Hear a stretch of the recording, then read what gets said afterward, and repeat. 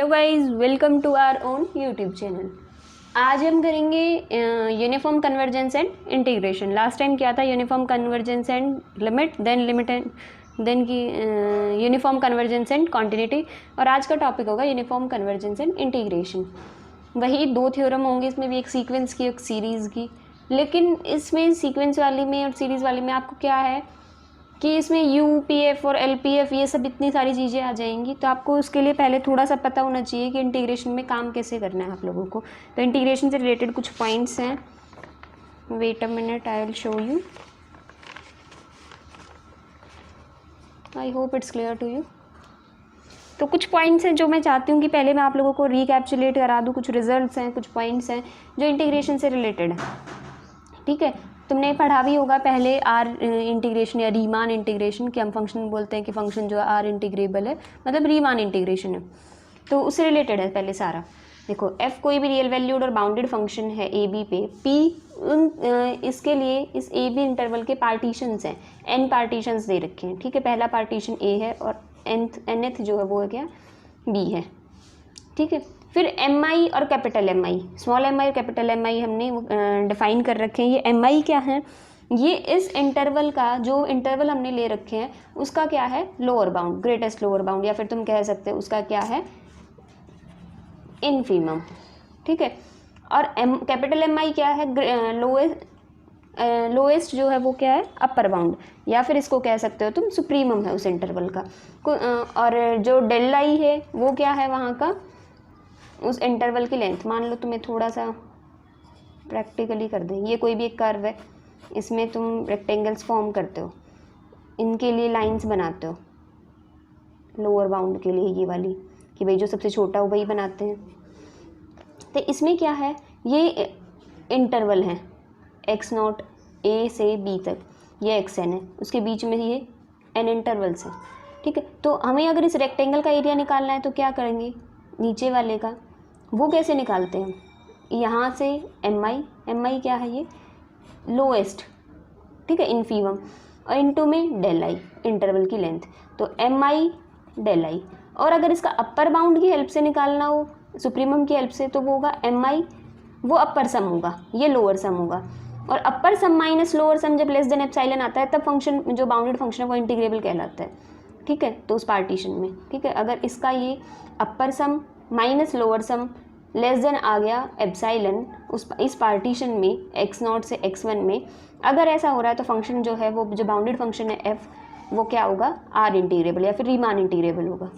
ठीक है, तो थोड़ा सा ये है कि प्रैक्टिकल समझ आ जाएगा तो आपको आगे इजी हो जाएगा, कि ये याद करने की ज़रूरत नहीं है। वैसे पहले किया होगा कहीं ना कहीं, रीमान इंटीग्रेशन आप लोगों ने पढ़ा ही होगा ग्रेजुएशन में। यूपीएफ और एलपीएफ, यूपीएफ में क्या है, अपर सम होता है, यूपीएफ में क्या होता है, summation m i del i. अब अपर बाउंड इसका, इस वाले पार्टीशन का क्या होगा, कैपिटल एम आई, रेक्टेंगल का ये एरिया एक तरह से capital m i into del i, length into breadth. लेकिन ऐसे बहुत सारे हैं ये तो इंटरवल्स, एन इंटरवल्स हैं, तो समेशन लगा लो 1 से n तक, ये सारे का अपर सम हो गया पूरे फंक्शन का। और एलपीएफ पूरे फंक्शन का लोअर सम, पूरे फंक्शन का जब तुम लोअर सम निकालोगे तो वो क्या होता है, summation m i del i, तो स्मॉल एम आई, यहाँ ये इनफीमम वाला है। ठीक है, अगर किसी भी कांस्टेंट फंक्शन के लिए जो क्लोज इंटरवल पे डिफाइंड है, उसके लिए अगर तुम्हें एलपीएफ और यूपीएफ निकालना पड़ जाए, तो एलपीएफ अगर कांस्टेंट फंक्शन है तो उसका ग्राफ तो हमेशा सीधा ही होगा, अगर ये मान के चलो, तो इसका एलपीएफ भी सेम होगा और यूपीएफ भी यही होगा। क्योंकि अगर ग्राफ ऐसा है तो इसमें हम ये कह सकते हैं भाई ये एलपीएफ होगा और ये यूपीएफ। लेकिन अगर ग्राफ ये है तो एलपीएफ भी ये होगा, लोअर बाउंड भी ये होगा और अपर बाउंड भी ये होगा। ठीक है, तो उसमें कैसे करते हो, वैल्यू ऑफ द फंक्शन और उस इंटरवल की लेंथ डायरेक्टली। ठीक है, जो भी उस फंक्शन की वैल्यू है, मान लो फंक्शन की वैल्यू एफ एक्स की वैल्यू क्या है, के कोई भी कांस्टेंट फंक्शन है, तो के इंटू में उस इंटरवल की लेंथ, मान लो ए बी पे निकालना है तो पूरे इंटरवल की लेंथ, ये हमेशा उसका एलपीएफ होगा, यही उसका यूपीएफ होगा।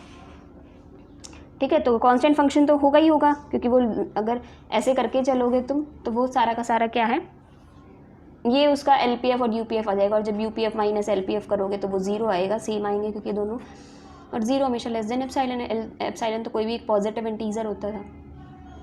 ठीक है, नेक्स्ट एक चीज़ है कि अगर एफ एक्स जी एक्स से छोटा है तो उसका अपर बाउंड एफ का छोटा होगा जी से और लोअर बाउंड छोटा होगा जी से, ठीक है। अगर एफ छोटा है जी से तो उसका अपर बाउंड भी छोटा होगा, अगर एफ छोटा है जी से तो उसका लोअर बाउंड भी जी से छोटा होगा, लोअर बाउंड ऑफ जी से, ठीक है।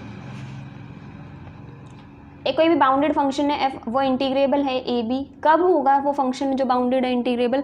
अगर हर एप्सिलॉन के लिए एक पार्टीशन पी मिल जाए सच दैट यू पी एफ और एल पी एफ अपर सम माइनस लोअर सम जो लेस देन एप्सिलॉन आ जाए, ठीक है। और अगर ऐसा है तो इंटीग्रेबल है फंक्शन, और अगर वो बाउंडेड फंक्शन इंटीग्रेबल है तो ये सब कंडीशन होल्ड करेगा, ठीक है। ये पॉइंट्स अगर आपको समझ आ गए हैं तो थ्योरम में कुछ भी नहीं है, ठीक है। अब थ्योरम देखते हैं।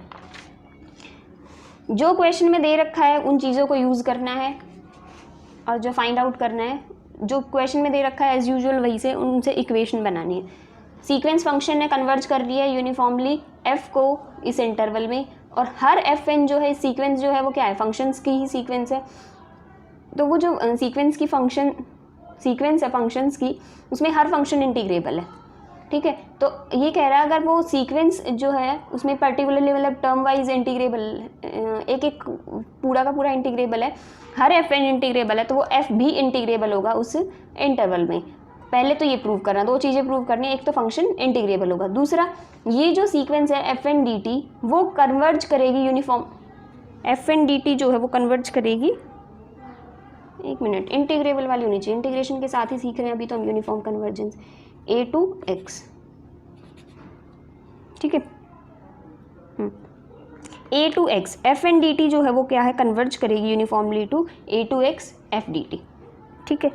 और इस पे कन्वर्ज करेगी एफ डी टी पे, और इसी चीज़ को हम ये भी लिख सकते हैं कि अगर ये चीज़ इसको कन्वर्ज कर रही है तो इस पे अगर n tending to infinity limit apply करेंगे तो वैल्यू ये आएगी, ठीक है। अब सबसे पहले हमें दे रखा है एफ एन जो वो यूनिफॉर्मली कन्वर्ज करेगी एफ पे, उसको यूज़ करते हैं यूनिफॉर्मली कन्वर्जेंस की डेफिनेशन लगाई, एप्सिलॉन की बजाय क्या ले रखा है, epsilon by 3 into b minus a, ठीक है। अब वो हर के लिए कर रही है, उस इंटीजर m के लिए, अगर हम n greater than equals to m के लिए तो ग्रेटर देन भी और इक्वल टू के लिए भी, दोनों के लिए भी होल्ड करेगी, तो हम m इक्वल टू के लिए लेके चलते हैं कि पर्टिकुलरली n और m इक्वल हैं, तब कंडीशन कैसी होगी, f m x minus f x is less than epsilon by 3 b minus a, ठीक है।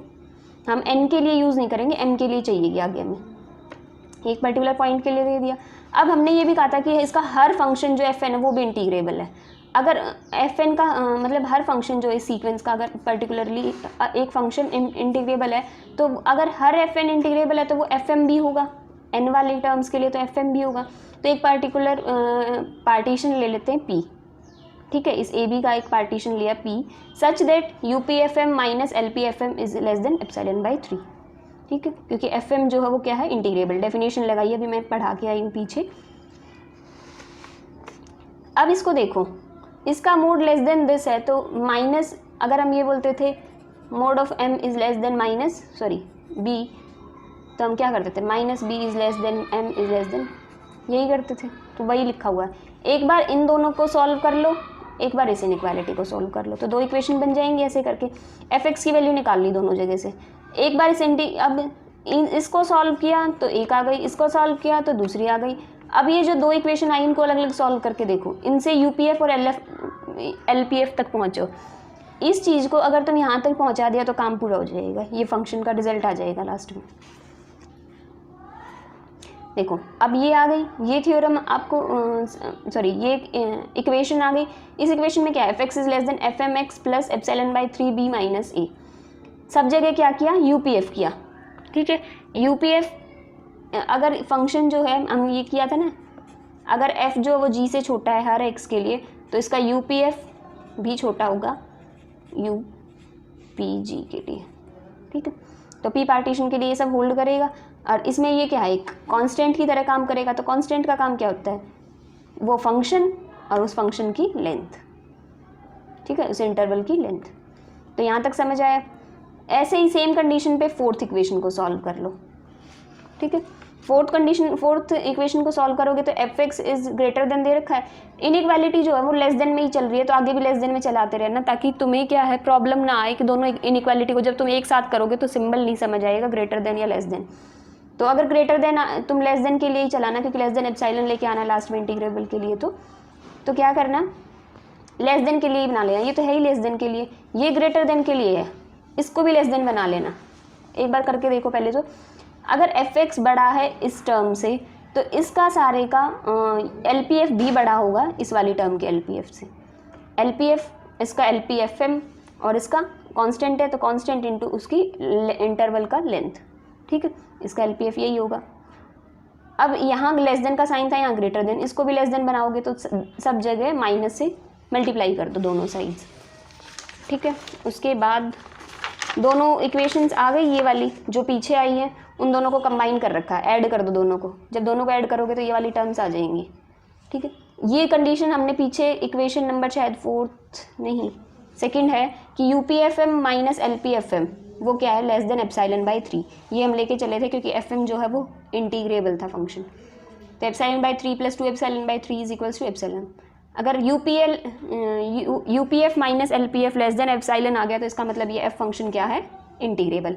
तो आधा काम हो गया थ्योरम में। एक तो ये चीज़ प्रूव करनी थी इंटीग्रेबल है, दूसरी चीज़ प्रूव करनी है ये कि इस FN की जो लिमिट होगी इंटीग्रेबल की वो ये होगी। अगर हम ये दिखा दें, इसकी लिमिट हमें दिखानी है कि अगर हम ये दिखा दें कि इंटीग्रेशन इसका माइनस इंटीग्रेशन ऑफ दिस, ये सारी की सारी लेस देन एप्सिलॉन आ जाए तो सारा काम हो जाएगा, ठीक है। अब देखो FN की जो सीक्वेंस है वो यूनिफॉर्मली कन्वर्ज कर रही है F पे, डेफिनेशन लगा दो यूनिफॉर्म कन्वर्जेंस की।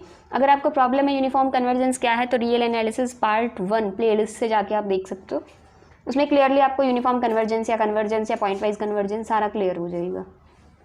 क्योंकि बेसिक क्लियर हो तो आप एग्जाम नहीं भी आती थ्योरम तो भी ट्राई कर लोगे, सोल्यूशन ये पता हो अगर कि क्या प्रूव करना है और क्या दे रखा है क्वेश्चन में, और डेफिनेशंस क्लियर है तो आराम से कुछ ना कुछ तो आप करके ही आ जाओगे सॉल्व करने के लिए, ठीक है। तो for epsilon greater than 0 there exist integer n such that for all x belongs to a b fnx minus fx is less than epsilon by b minus a, ठीक है। अब देखो ये चीज़ हो गई यहाँ तक। अब हमें पता है, हम कंसीडर करके चलते हैं f dt minus fn dt।